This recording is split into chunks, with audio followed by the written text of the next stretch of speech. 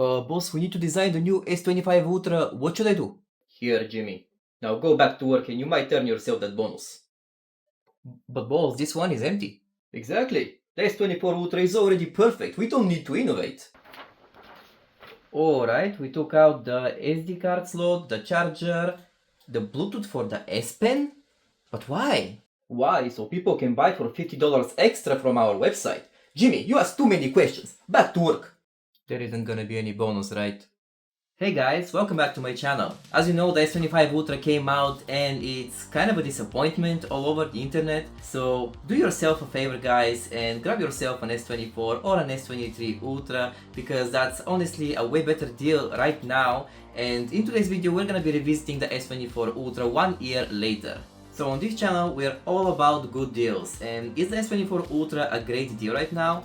Well, both yes and no. It really depends on the price that you find it for. For example, on eBay they go for around $850–900, but I'm pretty sure that if you dig in a little bit more deep, you're gonna find it at a cheaper price. And in that case, this phone is a way better deal than the S25 Ultra and many other phones out there. So there are a few things that I would like to cover in this video regarding the S24 Ultra, and that would be its display, performance and cameras. Now before we touch on these three things, I would like to cover a little bit about the design and the build quality of this device, and I'm pretty sure everyone is familiar with the design of this phone and of course its aluminum frame, amazing screen and camera layout. Actually I am recording this video on the S23 Ultra, which has a very similar design, and the two of them are almost indistinguishable besides a little bit of bezels on the top and the bottom sides of the phone. And as I said in my previous video about the S23 Ultra, the design is just flawless. I absolutely hate the S25 Ultra's design and I absolutely love the S24 and the S23 Ultra's design. So it's safe to say that this is one of my favorite phones out there on the market, up there with the Xiaomi 15, 15 Pro and hopefully the 15 Ultra later on. And speaking about the screen, it's absolutely flawless, and the only feature that I'm missing so much from my S23 Ultra was that anti-reflective coating that the S24 Ultra has.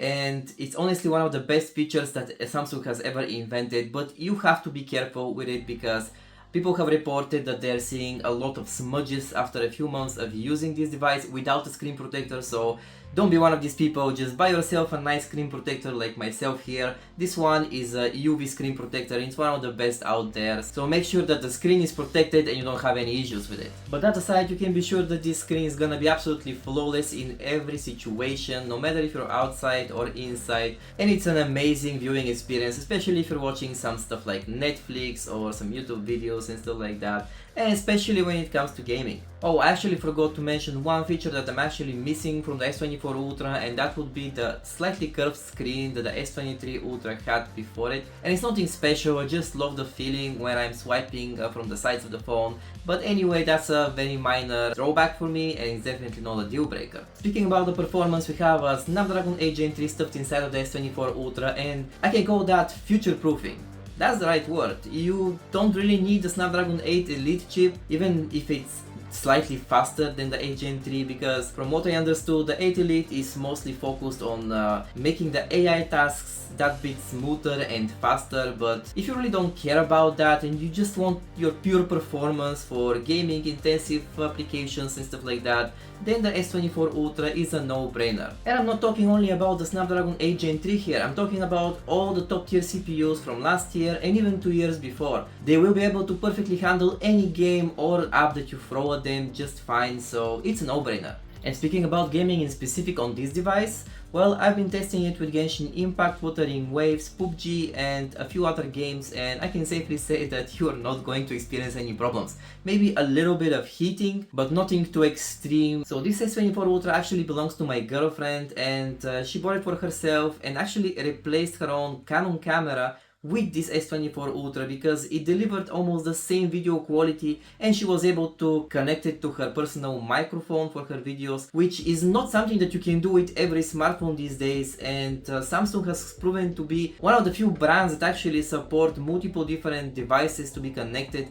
via the USB-C port and to actually work without any problems. So think about that when you're buying a new phone and you would like to connect it to something external. And how about the battery life? Well, still holding up pretty fine. I think that I can get around a day and a half to 2 days of moderate usage from this device, which is just a few hours less than what I could get from the S23 Ultra that's recording this video. And speaking about the charging speed, well, 45 watts is not the fastest thing ever, but it still gets the job done, and for around an hour and a half, you're gonna have your full battery ready. Plus there's the bonus of the wireless charging at 15 watts if you ever need it. And lastly, if your reason to upgrade to the S25 Ultra was the camera system, well, don't bother guys. The only difference is an ultra wide camera, which is 50 megapixels compared to the regular 12 megapixels on the S24 Ultra.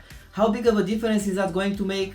Well, probably not that much, and if you have watched some comparisons, you already even know that. I also plan on making a comparison between the S23, S24 and S25 Ultras later down the line. Now this camera system here is incredibly balanced, everything works perfectly fine, and there are very few negative things I can say about this camera, but if you ask me, there is only one phone right now which is actually better than this S24 Ultra when it comes to camera quality, and that's none other than the Vivo X200 Pro, which unfortunately I still don't have here, but I plan on reviewing later on. The problem with the Vivo X200 Pro is that it's only a Chinese version, and there's a lot of issues when it comes to certain apps and also software support, so it's also very hard to go and buy this phone unless you import it from China, and that's a very big problem, so I would leave that aside. Let's just say that the S24 Ultra is still the king in almost every country. So you either have the options of waiting for the Vivo X200 Pro to come to the West, or just get yourself an S24 Ultra and forget about all of your worries. Either way, you're getting an amazing phone with an amazing camera system that cannot be beaten easily by almost any other phone, including the S25 Ultra. And if you'd like to do some vlogging, then what better camera than 4K 60 FPS, almost perfectly stabilized to capture everything around you. I mean, honestly guys, the quality is exceptional. And so this is 4K 30 FPS on the Galaxy S24 Ultra, and during the night I chose the 30 FPS of course because it captures a little bit more light compared to 60 FPS, so you can see the maximum amount of quality that you can get from this device. There is actually one thing that I didn't like about the S24 Ultra's front camera, and that is during the night the photos from the selfie camera turn out to be a lot soft, and there is like a lot of smearing going on. It's not sharp at all, and I'm not sure why. My S23 Ultra produces slightly better shots compared to the S24 Ultra, but I guess it has to do with the processing of some sort. So guys, if you find an amazing deal for this device for around $800 or even less, then it's a no-brainer, just get it. You're gonna get an amazing software support for the next 5-6 years with multiple Android upgrades. You're gonna get an amazing camera, amazing performance when it comes to gaming and everything else. Me personally, I've always been a Samsung fan ever since I got the S21 Ultra 4 years ago, and they just keep on getting better and better.